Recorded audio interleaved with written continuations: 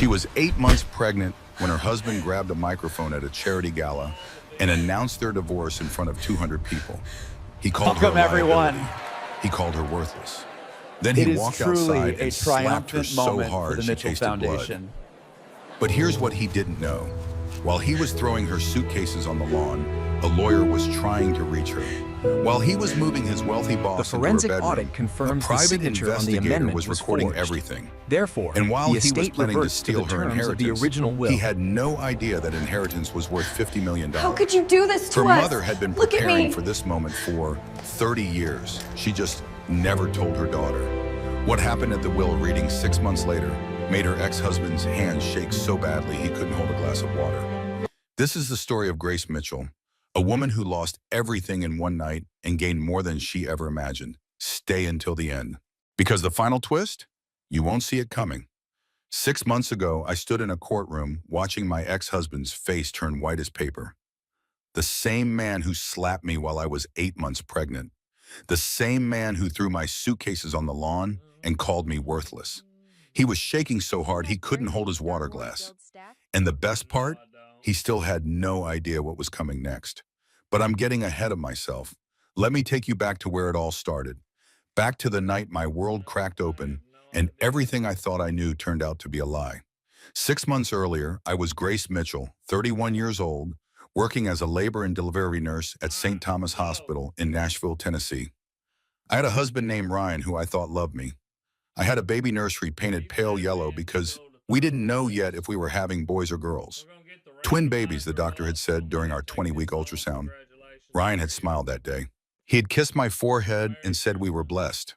I believed him. That was my first mistake. It was a Tuesday evening in late November when everything changed. Thanksgiving was 3 days away, and I was in the nursery folding tiny onesies, talking to my belly the way pregnant women do when they think no one is listening. Your daddy's working late again, I said to the babies kicking inside me. But that's okay. He's building our future, right? That's what he says. My mom always told me to watch what a man does, not what he says. But Ryan said he loved me. I told myself that counted for something. The phone rang. I picked it up without looking at the screen, still smoothing wrinkles out of a yellow sleeper. Mrs. Mitchell? The voice was professional, gentle in that way people get when they're about to deliver bad news. I'm calling from Vanderbilt Medical Center. I'm so sorry to inform you that your mother, Josephine Parker, passed away this morning. She went peacefully. The onesie slipped from my fingers. I don't remember sitting down, but suddenly I was on the floor of the nursery, one hand pressed against my stomach, the other clutching the phone like it might disappear. My mama, my quiet, hardworking mama who had raised me alone in a 2-bedroom duplex on the east side of Nashville. My mama who worked as a hotel maid for 30 years and never complained. My mama who taught me that dignity doesn't require an audience and that real strength is silent. She was gone. I called Ryan immediately. It went to voicemail. I texted him 3 words that should have brought any husband running home. Mom's gone. Please come home. 3 hours passed. 3 hours of me sitting in that nursery, crying until I couldn't cry anymore, waiting for the sound of his car in the driveway. When he finally walked through the door, he was scrolling through his phone. He didn't even look up. Hey, did you call? I was in meetings. Victoria needs the Q4 projections by Friday, and I'm behind on the analysis. He finally glanced at me. Wait, why are you crying? My mom died, Ryan, this morning. He blinked. His face shifted into something that almost looked like concern, but didn't quite reach his eyes. Oh, that's rough. That's really rough, babe. Listen, I need to finish this report. Victoria's counting on me. We'll talk tomorrow, okay? He patted my shoulder. The way you'd pat a coworker who just told you their parking spot got stolen. Then he walked to his home office and closed the door. I sat there in the hallway outside his office, 8 months pregnant with his children. My mama freshly dead, and I made excuses for him. He's stressed. He's got a big project. He'll be different once the babies come. I was so good at lying to myself. The next morning, I found a box of my mother's belongings on the kitchen table. The hospital had sent over her personal effects. Not much because Mama never had much. A worn Bible, a few photographs, a cheap watch with a cracked face, and one other thing, an old flip phone, the kind that belonged in 2005, with a sticky note attached to my mother's careful handwriting. Gracie, keep this charged. If anything happens to me, someone will call. Trust them. Love, Mom. I stared at that note for a long time. My mama had been a hotel maid, then a housekeeper for wealthy families in Belle Meade. Why would anyone important call about her? What was there to say? I plugged the phone into charge and set it aside. I had bigger things to worry about, like the fact that my husband had just walked into the kitchen wearing his best suit, looking like a man headed somewhere important. I talked to Victoria, he said, not meeting my eyes. She thinks we should skip your mom's funeral. Bad optics right before the company holiday gala. People might think I'm distracted from work. Skip my mother's funeral? Ryan shrugged. It's not like she was anyone important. No offense. Something shifted in me then. Something small but significant, like the first crack in a dam. I felt my jaw tighten, felt words rise up from somewhere deeper than my usual need to keep the peace. I'm going to my mother's funeral, Ryan. With or without you. He rolled his eyes. Fine. But don't expect me to hold your hand through another emotional spiral. Some of us have actual responsibilities. He left for work. I stood in the kitchen, hand on my belly, feeling both babies kick at once, like they were agreeing with me, like they knew something wasn't right. The funeral was 3 days later. Small chapel, barely any flowers. Only 4 people showed up. Me, the pastor, a man in an expensive suit I didn't recognize, and Diane Brooks. Diane was 58 years old, my mama's best friend for nearly 40 years. She was a retired accountant with a sharp tongue and a tendency to say exactly what she thought, no matter who was listening. She'd known me since I was in diapers, and she'd never liked Ryan. She called him slick, which in Diane's vocabulary was not a compliment. After the service, she pulled me aside. Her eyes were red from crying, but her grip on my arm was steady. Honey, your mama was more than what she showed. She had reasons for keeping things quiet. When you're ready, there's people who need to talk to you. Diane, what are you talking about? Mama was a housekeeper. Diane's expression flickered. Something between grief and frustration crossed her face. Your mama was the smartest woman I ever knew, and the most careful. Just promise me you won't throw away that old phone, okay? Before I could ask more questions, she squeezed my hand and walked away. The man in the expensive suit left a business card on the guest book table. I picked it up after everyone was gone. Marcus Webb, attorney at law, estate and trust division. Estate? What estate? My mama died with less than $4,000 in her bank account. What could a trust attorney possibly want with me? I tucked the card into my purse and forgot about it. I had other things to focus on. Like the charity gala the next night, the one Ryan insisted I attend even though I was 8 months pregnant and my mother had just been buried. I didn't know it then, but that gala would be the night my husband destroyed my life in front of 200 people, and the night I started learning who I really was. The Conway Capital annual charity gala was held at the Hermitage Hotel in downtown Nashville. Crystal chandeliers, past champagne, women in designer gowns, men in suits that cost more than my monthly salary. Everyone who was anyone in Nashville's business world was there, plus their spouses, their mistresses, and their carefully curated social media accounts. I wore a simple navy blue dress. It was the nicest thing I owned that still fit over my 8-month belly. No jewelry except my wedding ring, no expensive handbag. I looked exactly like what I was, a labor and delivery nurse who didn't belong in this room. Ryan had insisted I come. Victoria specifically asked about you, he'd said. It's important. Victoria Conway was 42 years old, the CEO of Conway Capital, and my husband's boss. She was the kind of woman who walked into rooms and made everyone else feel smaller. Twice divorced, no children, known throughout Nashville's business community as someone who always got what she wanted. She had built her company from nothing after her father's business partner stole everything from her family. She had learned young that taking what you want wasn't cruelty, it was survival. I'd met her a few times at company events. She always looked at me like I was a stain on otherwise clean furniture. Tonight was no different. The moment Ryan and I walked through the entrance, Victoria appeared like she'd been waiting. Her hand landed on Ryan's arm with practiced familiarity. Too familiar, too comfortable. So this is the famous Grace, she said. her eyes traveling over my dress, my swollen ankles, my bare neck. Ryan talks about you constantly. She was lying. I knew she was lying. But I smiled anyway because that's what women like me did. We smiled and pretended not to notice when something was wrong. Dinner was announced. I moved toward the seat next to Ryan, the way any wife would. But Victoria got there first. She sat down in my chair, crossed her legs, and looked up at me with polished innocence. Oh, I'm sorry. Did you need this? Ryan and I have business to discuss, industry things. I'm sure you understand. She gestured toward a chair at the far end of the table, near the kitchen doors, where the servers came and went with loaded trays.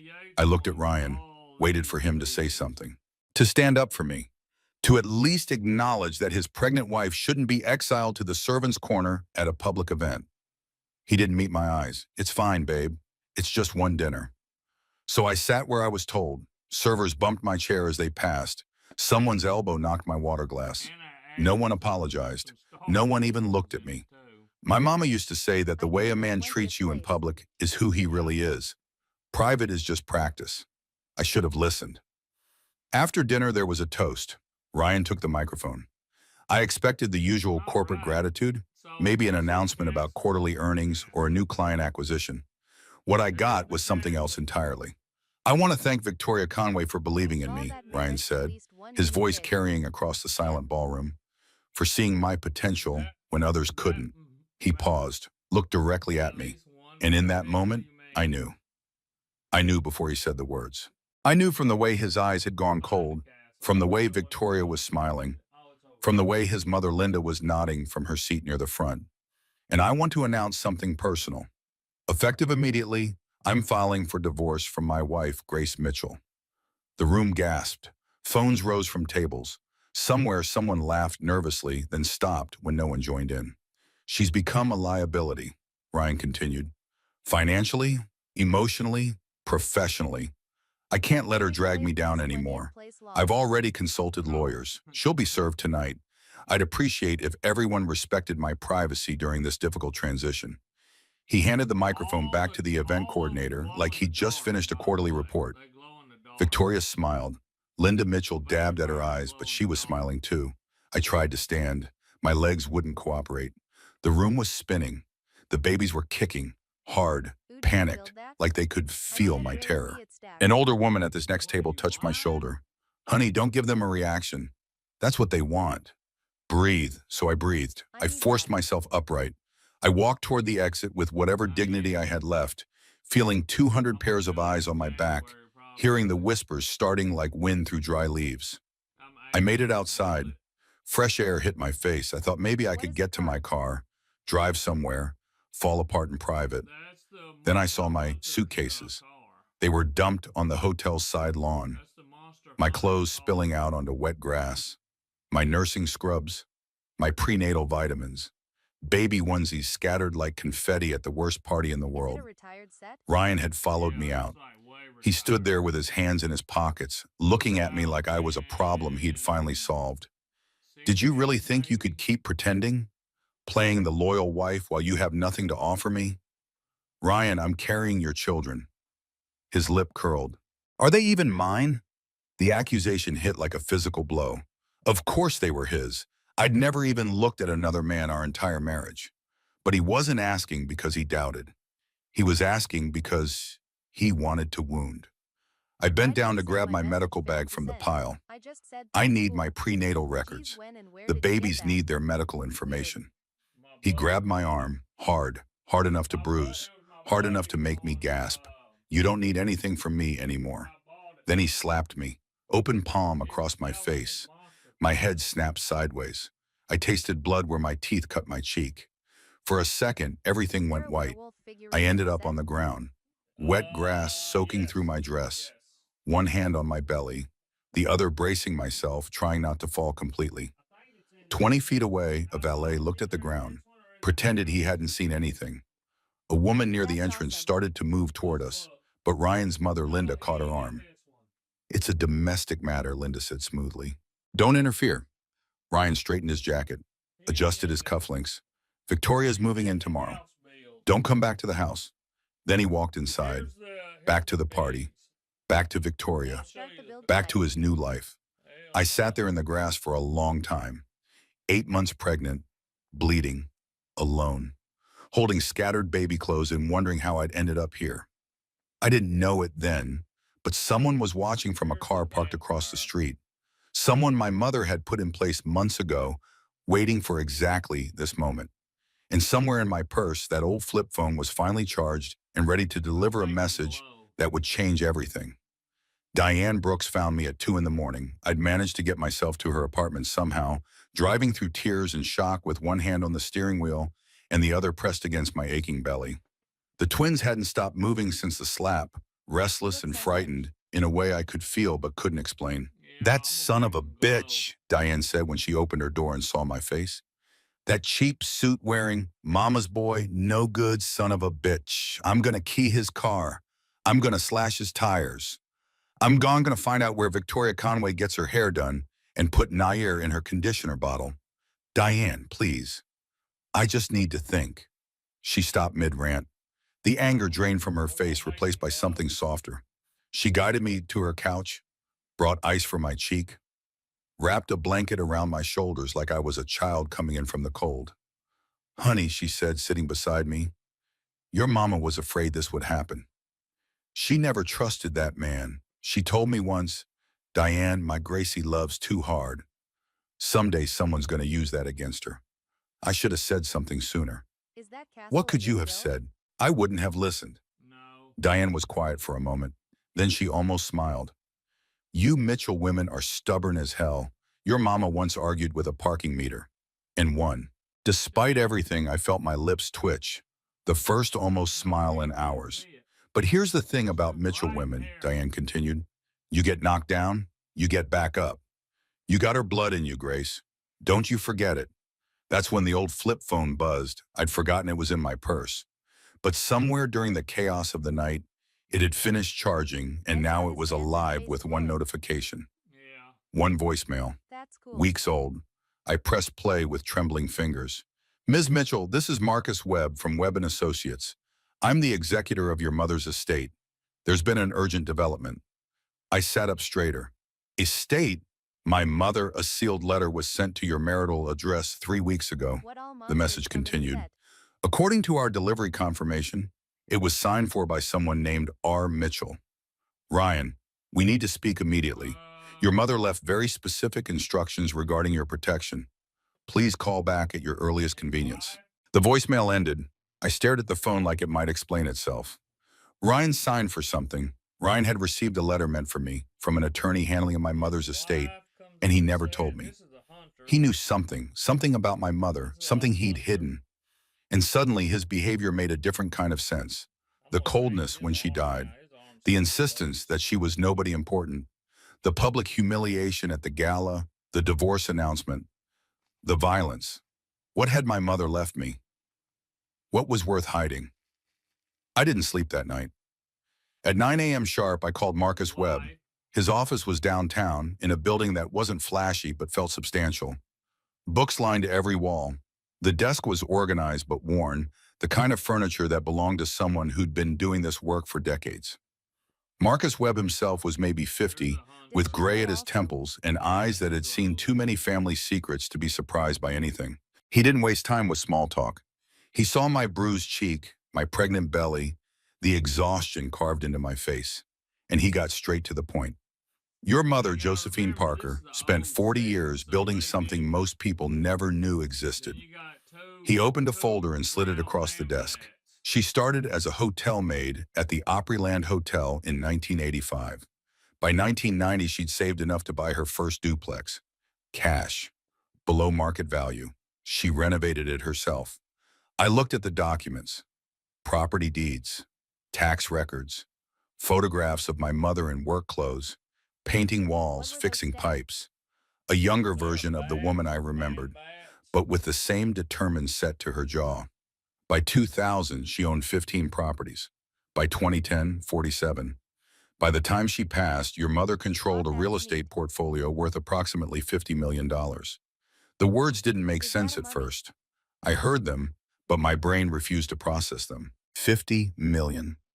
Marcus nodded. She never upgraded her lifestyle, never bought a nice car, never moved out of that duplex you grew up in. She lived like she was still counting pennies because she knew that visible wealth attracts predators. The room felt unsteady. I gripped the arms of my chair. She knew someone might try to use me, I whispered. She was terrified of, but that's why she set up the trust the way she did. Marcus explained the structure. The full inheritance would transfer to me on one condition. I had to claim it independently. If any spouse, partner, or family member attempted to access the trust on my behalf or filed any claim to marital assets involving these funds, the trust would freeze for 5 years and trigger a full investigation. Ryan tried to access it, I said. It wasn't a question. Marcus pulled up another document. 3 days after your mother's funeral, someone using Ryan Mitchell's credentials attempted to access trust records at First Tennessee Bank. He used your maiden name. He claimed to be inquiring on behalf of his wife. I looked at the timestamp. The same day he publicly humiliated me. He tried to grab my inheritance in the morning, then destroyed my reputation at night. He knew. He knew there was money, and he still did all of that to me. He triggered the investigation clause, Marcus said, which means the trust protection protocols are now active. Protection protocols? Your mother arranged for certain safeguards. A private investigator who's been monitoring the situation since she was hospitalized. A forensic accountant who's already pulling financial records. And a family law attorney named Sandra Newman who's been on retainer for exactly this situation. I stared at him. My mother had been a hotel maid, a housekeeper, a quiet woman who clipped coupons and bought generic brands and never once hinted that she had anything more than what we could see. But she'd been preparing for this for years, maybe for decades. Your mother didn't just leave you money, Grace. She left you an army. For the first time since the Cella, something other than despair moved through my chest. Not hope exactly. Not yet, but possibility. What do I do now? Now, Marcus said, sliding another card across the desk, you call Sandra Newman, and you fight back. I picked up the card.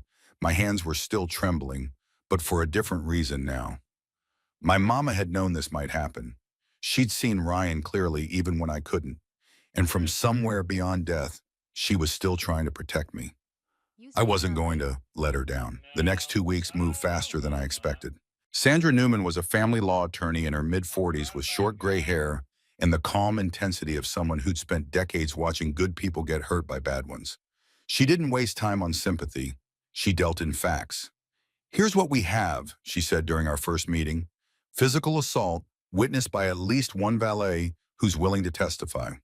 Public humiliation designed to damage your reputation. And evidence that your husband knew about your inheritance and attempted to access it before discarding you.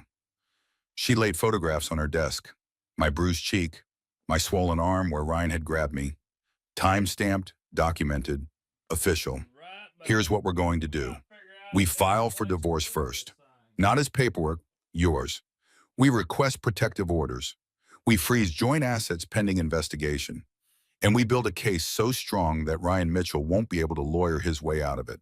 I'd moved into one of my mother's properties, a small cottage on the outskirts of Nashville. Paid off, quiet, safe. For the first time in months, I slept in a bed that didn't feel like enemy territory. The team my mother had assembled came together quickly.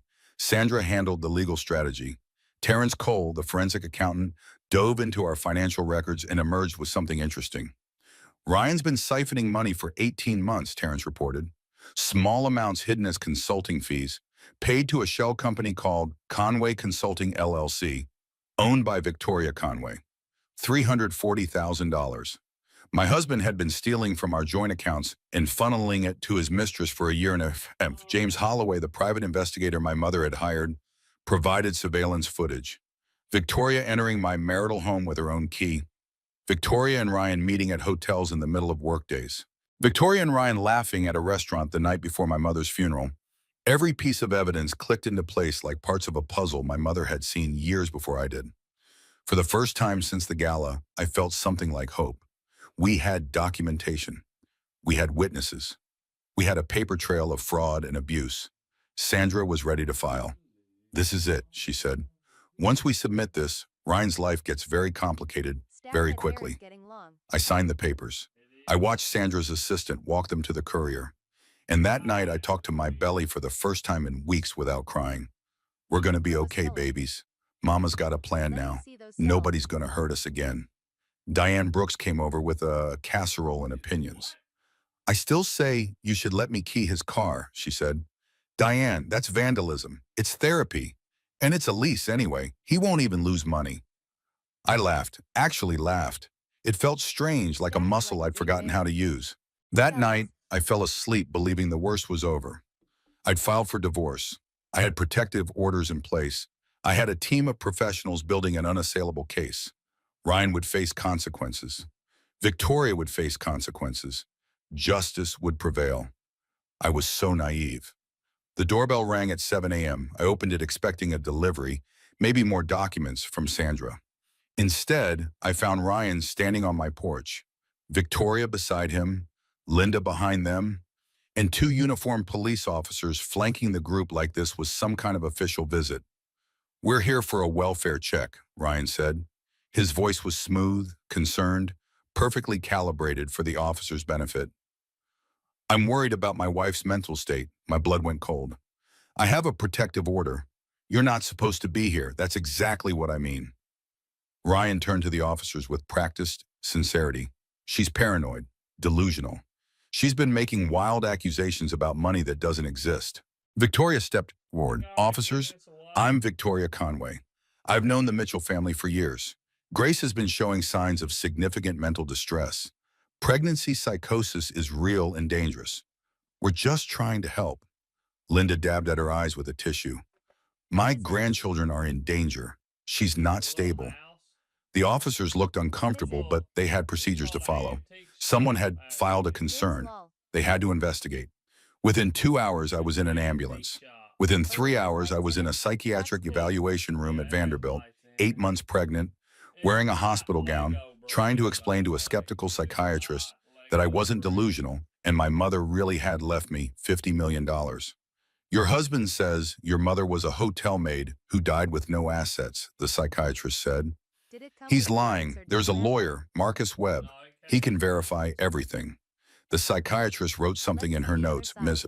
Mitchell, patients with pregnancy-related psychosis often create elaborate financial fantasies. It's a coping mechanism for stress. My phones had been confiscated. My laptop was gone. I had no way to contact Sandra or Marcus. No way to prove anything I was saying. For 72 hours, I sat in that hospital room while doctors evaluated my mental fitness. And while I was trapped there, Ryan filed an Do emergency Lego brands motion have for lights in temporary their bills? custody of my unborn children based on maternal mental incapacity. I learned something important in that hospital bed. Always keep copies of important documents somewhere no one can take them. A safe deposit box, a trusted friend, a Wonder cloud why. server with a password only you know. I hadn't done that. I'd kept everything in one place, accessible, vulnerable. It almost cost me everything. On day 3, the evaluation concluded. No evidence of psychosis. Recommend outpatient follow-up. The doctors found me articulate, coherent, and consistent. They couldn't hold me any longer. Sandra Newman was waiting in the lobby. Beside her stood Marcus Webb, looking grimmer than I'd ever seen him. The custody motion was dismissed, Sandra said. Emergency orders require evidence of imminent harm. They had nothing but speculation. The judge wasn't impressed. I sagged with relief. But there's something else, Marcus added. While you were in here, someone leaked your story to a Nashville gossip blog. They're painting you as an unstable gold digger who had a breakdown at a charity event. He showed me his phone. The headline made my stomach turn. Conway Capital VP files for custody. Claims pregnant wife suffered mental breakdown at charity gala. The comments were worse. Poor guy dealing with a crazy wife. Gold digger got caught. Some women trap men with pregnancy. Ryan had weaponized the system against me. He'd used my mental health, my pregnancy, my grief over my mother, all twisted into a story that made him the victim. But we also have good news, Sandra said. Terrence finished the forensic analysis. We have the fraud documented. Bank transfers, shell company ownership, everything. We're ready to file criminal referrals. I took a breath, then another. Do it. Sandra smiled. It wasn't a warm smile. It was the smile of a woman who'd spent her career fighting people like Ryan and Victoria, and who was very good at winning. Already in motion. I walked out of that hospital believing we'd turned a corner. The evidence was solid. The legal strategy was sound. Ryan and Victoria were about to face real consequences. I didn't know that Victoria Conway had one more move to make, and it would nearly destroy everything. That evening, I returned to the cottage feeling something close to optimism. False optimism, as it turned out, but I didn't know that yet. The psychiatric hold was over. The custody motion was dead. We had enough evidence to bury Ryan and Victoria in legal problems for years. I let myself believe the hard part was finished. The front door was unlocked. I was certain I'd locked it when the ambulance took me away, but stress does strange things to memory. Maybe I'd forgotten. Inside, the cottage had been destroyed. Drawers pulled out and emptied, papers scattered across every surface, my mother's photographs torn from their frames. The few belongings I'd brought from my old life with Ryan, ransacked and thrown around like garbage. In the corner of the living room, a metal trash can sat with wisps of smoke still rising from it. I walked toward it like a woman in a dream. Inside, I found ashes. Gray, delicate ashes that had once been documents. My copies of the trust paperwork, the photographs of my bruises, my birth certificate, the baby's ultrasound images. Everything I needed to prove my case. Gone. On the kitchen counter, a note waited in handwriting I didn't recognize but somehow knew. Should have stayed in the hospital. V. Victoria. Victoria Conway had done this. While I was locked in a psychiatric ward, she'd broken into my mother's cottage and burned my evidence. My hands were shaking as I reached for my phone. I called Sandra. Voicemail, called Marcus. Voicemail, called Diane. Voicemail. It was 11 p.m. Nobody was answering. I stood in the wreckage of my temporary sanctuary, 8 months pregnant, completely alone, watching smoke curl from the ashes of everything I needed to fight back.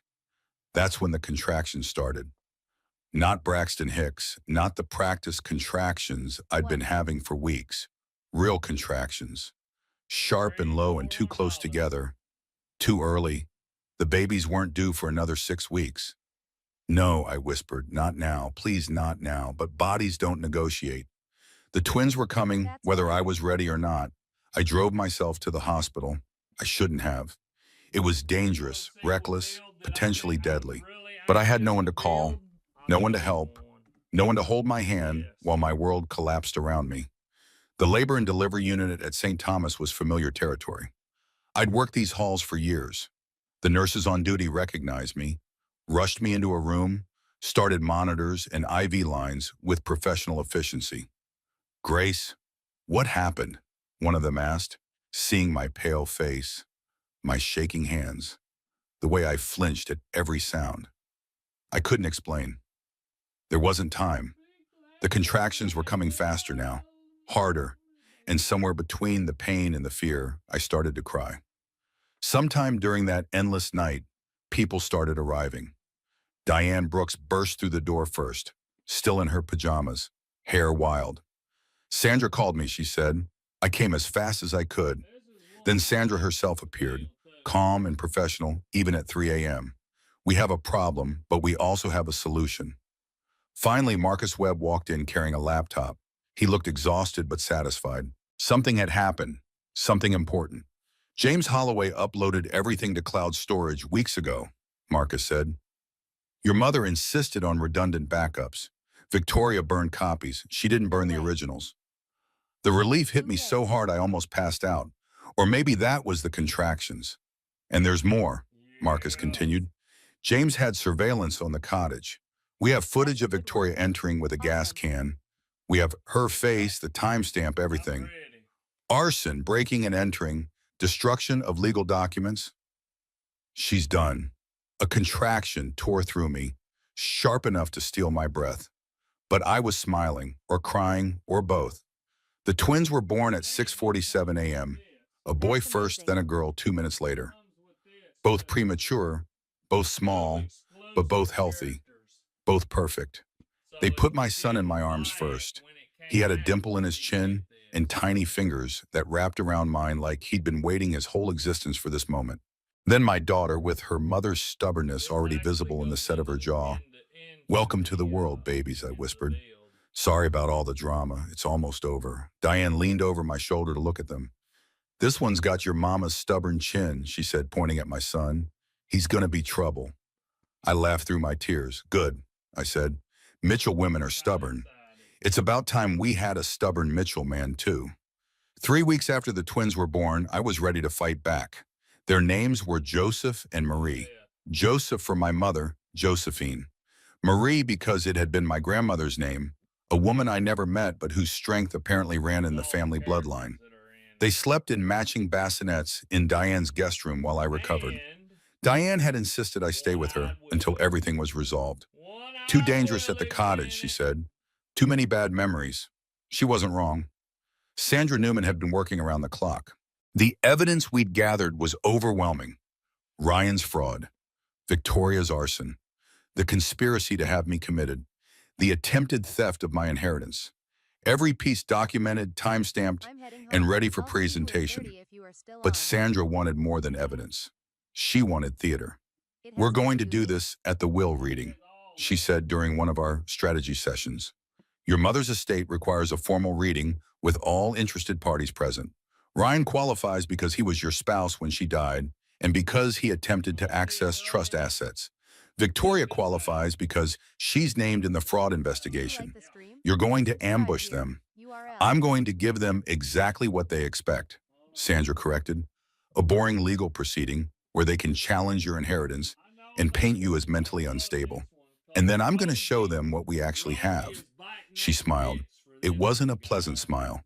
"They're going to walk into that room thinking they've won. They're going to walk out in handcuffs." The notices went out. Formal legal correspondence requiring attendance at the reading of Josephine Parker's last will and testament. Ryan received his at the apartment he now shared with Victoria. Victoria received hers at Conway Capital's headquarters. Neither of them knew what was waiting. The reading was scheduled for a Tuesday morning. I spent the night before it at Diane's trying to sleep, failing, finally giving up, and sitting in the dark living room watching my babies breathe. There's something that happens when you become a mother. The world shifts. Everything you thought mattered, everything you thought you couldn't survive, recalibrates around this new truth. Your children need you to be strong. Your children need you to fight. Your children need you to win. Ryan had slapped me while I was carrying them. Victoria had burned evidence while I was in labor with them. Linda had tried to take custody of them before they were even born. Tomorrow, I was going to make sure none of them ever got near my babies again. I walked into the conference room at 9 a.m. sharp. Professional clothes, minimal makeup, no visible emotion. Sandra had coached me on presentation. Don't give them anything to react to. Don't let them see you're afraid. You're a Mitchell woman. Act like it. Ryan was already there, sitting at the far end of the table in his best suit, looking smug and confident. Beside him sat Victoria, perfect as always, her hand resting on his arm in a display of ownership. Linda had come too, positioned behind her son like a bodyguard made of designer clothing and judgment. At the head of the table sat Marcus Webb. Beside him, Sandra Newman and Terrence Cole. And in the corner, two people I didn't recognize in professional attire. Ryan noticed them and frowned. "Who are they?" "You'll understand shortly," Marcus said. The reading began. Marcus walked through the preliminary legal language, the verification of identity, the confirmation of Josephine Parker's death, and the activation of her estate documents. Ryan shifted impatiently in his seat. This was, to him, a formality, an opportunity to challenge the trust on grounds of my mental instability. He had his arguments prepared. He had no idea what was coming. The estate of Josephine Parker, Marcus read, valued at approximately $50 million in real estate holdings, is hereby transferred in full to her sole heir, Grace Marie Mitchell. Ryan scoffed. "This is ridiculous. That woman was a cleaning lady. I want proof of these supposed assets." Marcus slid a folder across the table. Property deeds, bank statements, tax returns, 30 years of documentation proving every word. I watched Ryan's face as he flipped through the pages, watched the color drain from his skin, watched his hands start to shake. Victoria's expression didn't change, but her fingers tightened on Ryan's arm. She knew. She'd always known there was money. Yeah. That's why No, she'd I helped him definitely, destroy me. I'm watching However, the Marcus movie, continued, so due to multiple I'm documented totally attempts with to you on interfere that. with this estate, including attempted unauthorized access, conspiracy to No, commit don't fraud, worry. I got and other destruction of legal things I want to documents, kill before the you. following evidence has been compiled and referred to the appropriate I gotta authorities. get some other. A screen behind him flickered to life. Right now we're Victoria's getting emails into appeared Christmas first. stuff. Direct messages to Ryan, coaching him Tomorrow on I'm gonna exactly how to make me look unstable, tear into this make her look Christmas field crazy, right here. use the pregnancy angle, frame it as concern for her well-being. Then the bank records. Transfers from our joint accounts to Conway Consulting LLC. $340,000 funneled to Victoria's Shell Company over 18 months. Then the surveillance footage. Victoria entering my cottage with a container of accelerant. Victoria starting the fire that destroyed my documents. Victoria's face, clear and unmistakable, lit by the flames she'd set. And finally, audio. James Holloway had planted a recording device weeks ago, and it had captured Victoria's hospital room confession. The only way to get that money was to make sure you were declared mentally unfit or dead. Her own voice, her own words, played for the entire room to hear. Victoria stood so fast, her chair crashed backward. This is entrapment. This is illegal surveillance. This is... One of the professionals in the corner stepped All forward. right. Ms. Conway, I'm Detective Margaret Sullivan with the Nashville Police Department. You're being detained for questioning regarding arson, fraud, and conspiracy. Please come with us. Victoria's perfect composure finally cracked. Her face twisted into something ugly, something desperate. Ryan tried to run. Two more officers I hadn't noticed blocked the door. Mr. Mitchell, you're also being detained. Linda Mitchell surged to her feet. This is outrageous. My son is the victim here. I stood for the first time since the reading began. My voice was calm, steady, nothing like the terrified woman Ryan had slapped on a wet lawn 2 months ago. Mrs. Mitchell, your son hit me while I was 8 months pregnant. He stole from me for 2 years. He tried to have me committed to steal my children's inheritance. He is not the victim. Linda opened her mouth, closed it, had nothing. The officers led Ryan and Victoria out in handcuffs. Not dramatically, not with sirens and shouting. Quietly, professionally, like taking out trash that had finally started to smell. Marcus cleared his throat. One more thing. He pulled an envelope from his briefcase. Josephine left a personal letter for Grace, to be read after the truth came out. The envelope was simple. Plain white paper, my name written across the front in my mother's careful handwriting. I'd seen that handwriting on grocery lists and birthday cards and notes tucked into my school lunches. Now I was seeing it one last time. My hands trembled as I opened it. My Gracie, my mother's voice said through the ink and paper. If you're reading this, then someone tried to hurt you, and you survived. I knew they would try. People always try when they smell money. I had to stop, had to breathe. The room was quiet around me, Sandra and Marcus and Diane all watching, all waiting, all giving me space to feel whatever I needed to feel. I kept reading. I kept you in the dark because I wanted you to find a man who loved you, not my bank account.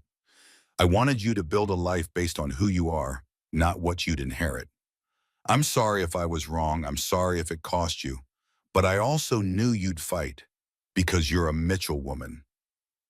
We get knocked down, Grace. We always get knocked down. But we get back up. We get back up because we have to. Because giving up was never in our blood. The money is yours now. Use it for the babies. Use it for yourself. Use it to build a life where no one can ever make you feel small again. I am so proud of you, sweetheart.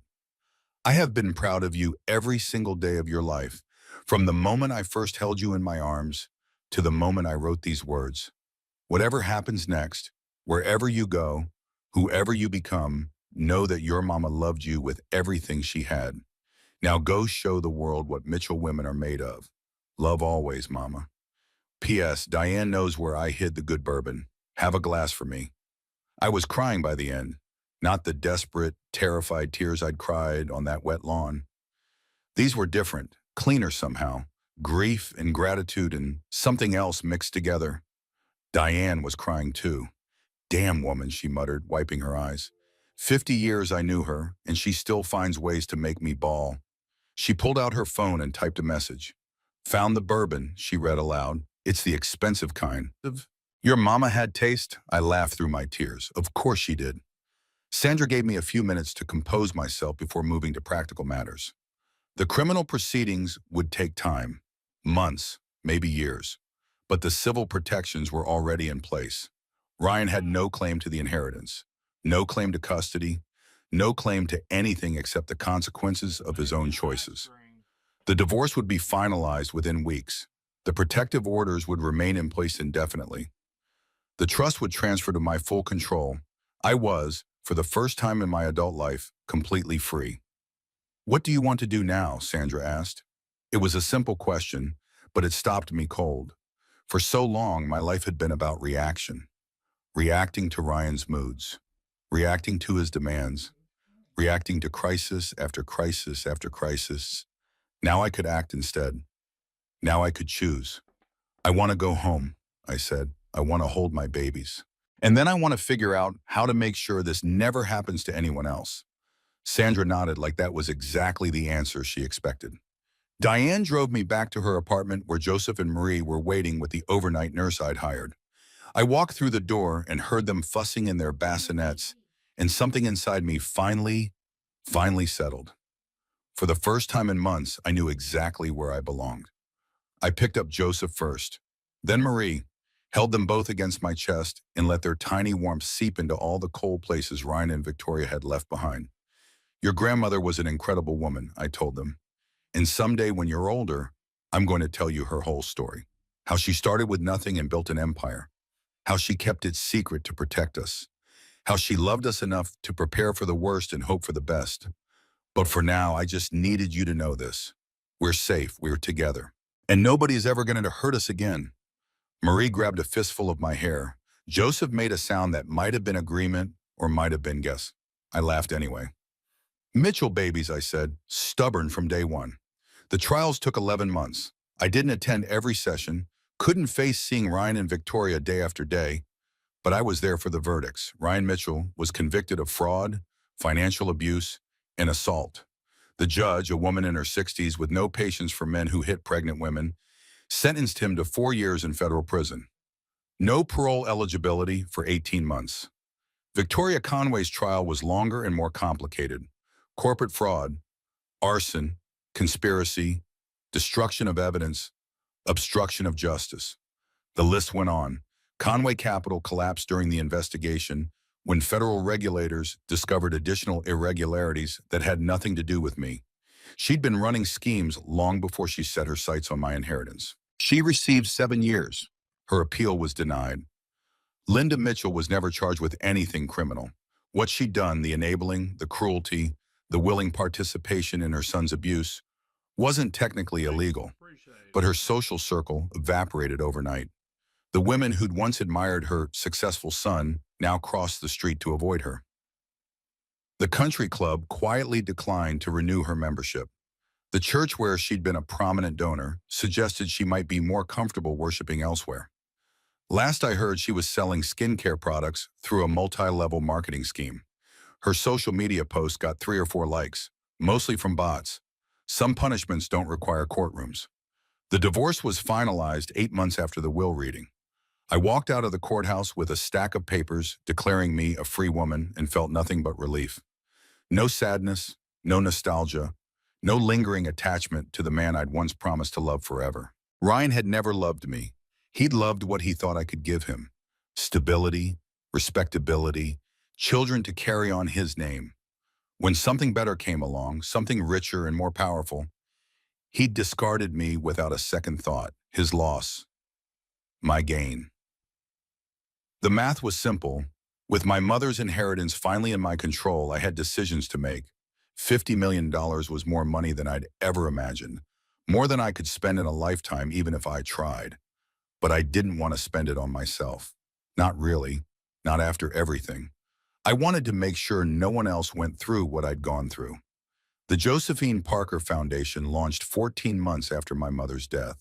We started small, providing emergency housing and legal resources for women leaving abusive relationships, a safe place to stay when home wasn't safe anymore, a lawyer to file the paperwork their abusers didn't want filed, a forensic accountant to trace the money their partners had hidden. All the things my mother had arranged for me, now available to women who didn't have secret millionaire mothers looking out for them. The first year, we helped 47 women. The second year, 112. By the third year, we had satellite offices in 3 states and a waiting list of attorneys wanting to volunteer their time. It wasn't enough. It would never be enough. Not while men like Ryan walked the streets and women like me kept believing love could fix broken people. But it was something. It was my something. Diane Brooks moved into the guest house on the property I'd bought outside Nashville. She said she wanted to be close to the babies. I knew she wanted to keep an eye on me, make sure I didn't work too hard, or forget to eat, or any of the other things grieving daughters sometimes forgot. I didn't mind. Having her there felt like keeping a piece of my mother close. Joseph and Marie grew the way children do, too fast and not fast enough at the same time. Joseph took his first steps at 11 months and immediately used his new mobility to get into everything he wasn't supposed to touch. Marie preferred to observe, watching her brother's chaos with an expression that suggested she was taking notes for later. They never asked about their father. They were too young to understand. Someday they would ask, and I would have to find words to explain why the man who was supposed to love them had hurt their mother instead. But that was a problem for future Grace. Present Grace had enough on her plate. I dated occasionally in the years after. Nothing serious. A pediatrician I met at a charity function, a contractor who renovated one of the foundation's properties. Nice men, kind men, men who didn't make my skin crawl when they touched me. But I was in no hurry. I'd rushed into marriage once, convinced that love meant overlooking red flags and trusting someone who hadn't earned it. I wasn't making that mistake again. The right person would come along eventually. Or they wouldn't, and I'd be fine either way. Mitchell women didn't need men to complete them. We just needed ourselves. The letter arrived on a Tuesday, 3 years after Ryan's conviction. I was in my home office reviewing grant applications for the foundation when Diane knocked on the door with an envelope in her hand. "You're going to want to sit down for this one," she said. The return address was the federal correctional facility where Ryan was serving his sentence. His name was printed in the corner in handwriting I still recognized, even after all this time. I stared at it for a long moment. Then I opened it. "Grace," it began. "No dear, no greeting, just my name like a statement of fact. I know I have no right to contact you. I know you probably threw this away without reading it. But if you're still reading, I need you to know something. I'm sorry. I'm sorry for what I did to you. I'm sorry for the gala, for the slap, for the lies I told about you. I'm sorry for trying to steal from you and for helping Victoria when she tried to destroy you. I'm sorry for every moment of our marriage where I chose my ambition over your heart. I've had a lot of time to think in here, a lot of time to remember the man I used to be before I let hunger for success turn me into someone I don't recognize. I was so afraid of being poor again, so terrified of going back to the life I grew up in, that I was willing to destroy the one person who actually loved me for who I was. I don't expect forgiveness. I don't deserve it. But I need you to know that I understand now. I understand what I threw away." The letter went on for 2 more pages. Details about his time in prison, therapy he was participating in, programs he'd joined, the slow, painful process of becoming a human being instead of a monster. At the very end, 1 more paragraph. "I know I don't have any right to ask, but Joseph and Marie are my children. I've never met them. I've never held them. I've never heard them laugh or seen them take their first steps. When I get out, if you're willing, I'd like the chance to be part of their lives. Not as their father. I lost that right a long time ago, but as someone who made terrible mistakes and is trying to be better. You don't have to decide now. You don't have to decide ever, but I needed you to know that the door is open if you ever want to walk through it, Ryan." I read the letter 3 times, then I set it down and stared out the window at the backyard where Joseph and Marie were playing with Diane, their laughter carrying through the glass. 3 years ago, I would have burned this letter. I would have torn it to pieces and felt righteous doing it. But I wasn't the same woman I'd been 3 years ago. I was stronger now, more certain of myself, more capable of holding complicated emotions without being destroyed by them. Ryan had hurt me in ways that still echoed through my life. He'd hit me. He'd stolen from me. He'd tried to have me committed and take my children. Those weren't small things. Those weren't mistakes that an apology could erase. But he was also the biological father of my children. And someday Joseph and Marie would ask about him.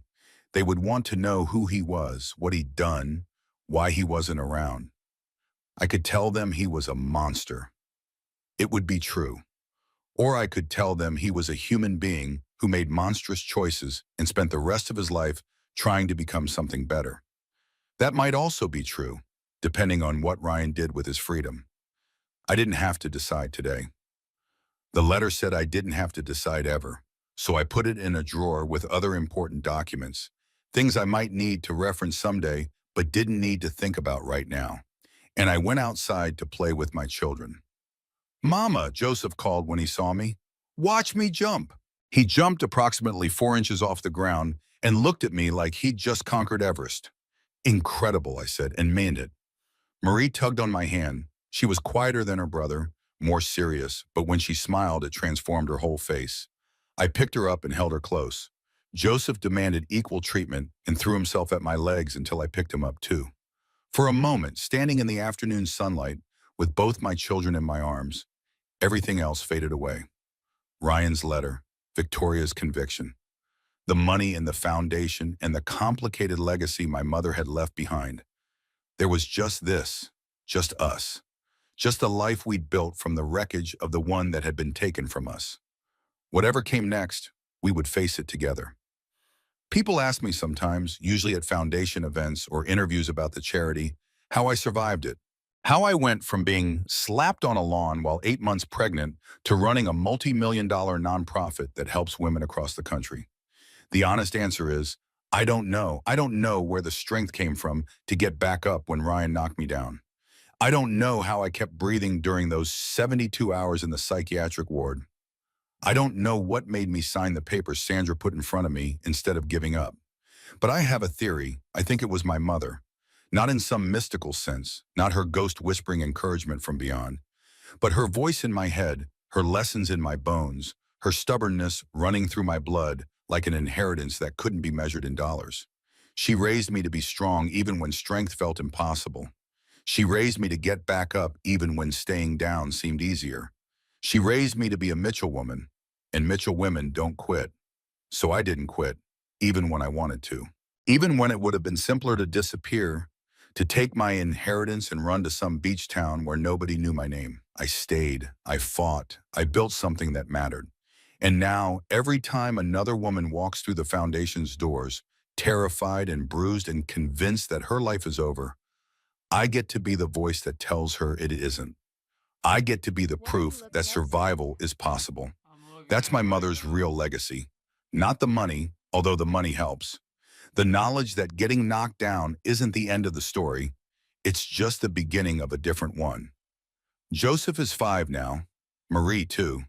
They start kindergarten next fall, and I'm already dreading the house being quiet without them. They know their grandmother through the stories I tell them, through the photographs on our walls, through the foundation that bears her name. They don't know about Ryan yet. Not really. They know they have a father who made bad choices and went away for a while. When they're older, I'll tell them more. I'll show them his letters, let them decide for themselves whether they want a relationship with him. That's not my choice to make, it's theirs.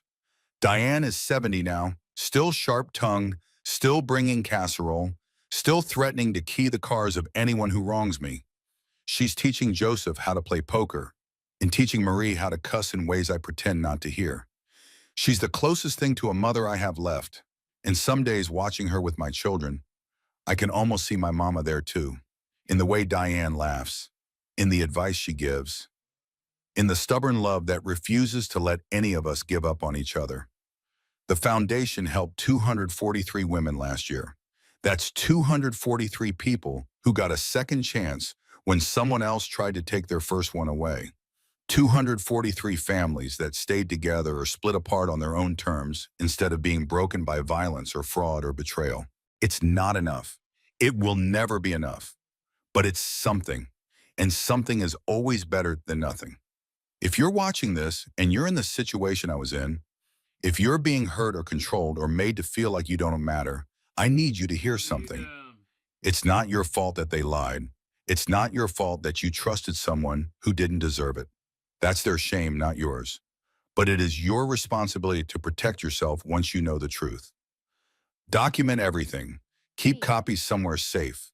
Tell someone you trust. And if you don't have anyone to trust, find an organization like mine. We're out there. We're waiting. We're ready to help. Getting knocked down doesn't make you weak. Staying down does. My mama taught me that. Now I'm teaching my babies. And maybe through this story, I'm teaching you too. We're going to be okay. All of us. Because that's what survivors do. We survive, we rise. We build something new from the ashes of what was taken. And we never, ever stop fighting. This is Grace Mitchell, signing off. Go hug someone you love. And remember, you're stronger than you think. The end. Or maybe not the end, maybe just the beginning. Because 6 months after Ryan got out of prison, he showed up at the foundation's office. Not to cause trouble, not to demand anything, just to volunteer. He stacked boxes in the warehouse for 3 hours, didn't say a word to anyone, and left. The next week he came back. He's been coming every Saturday for 2 years now. We still haven't spoken. I'm not ready. Maybe I never will be. But Joseph asked about him last month. Asked why the man in the warehouse looked sad. I told him the truth. That's someone who made big mistakes and is trying to be better. Joseph thought about it for a minute. Then he said, "Can I give him a cookie?" I said yes. And maybe that's the real ending. Not revenge, not punishment, not happily ever after, just a little boy with a cookie and a broken man trying to earn something that can't be bought. Just mercy offered freely, without strings. Just the possibility that people can change, even when we're not sure they deserve the chance. That's the world my mother wanted me to build. A world with room for second chances. I think she'd be proud. And that's the story of Grace Mitchell, a woman who got knocked down and refused to stay there. Now I need to ask you something. If this story made you feel something, if it made you angry at Ryan, if it made you cheer for Grace, if it reminded you of someone you know or maybe even yourself, then do one thing for me. Hit that subscribe button. Not for me, for the next woman scrolling through YouTube at 2 a.m., feeling alone, wondering if anyone understands what she's going through. When you subscribe, you help this story reach her. Drop a comment below. Tell me where you are watching from. Tell me what you would have done if you were Grace. Should she let Ryan see his children? Or keep him away forever? I read every single comment. And if you know someone who needs to hear that survival is possible, share this video with them. Sometimes a story is the lifeline someone didn't know they needed. Thank you for staying until the end. You're part of this community now. And remember what Grace's mama taught her. Getting knocked down doesn't make you weak. Staying down does. See you in the next video.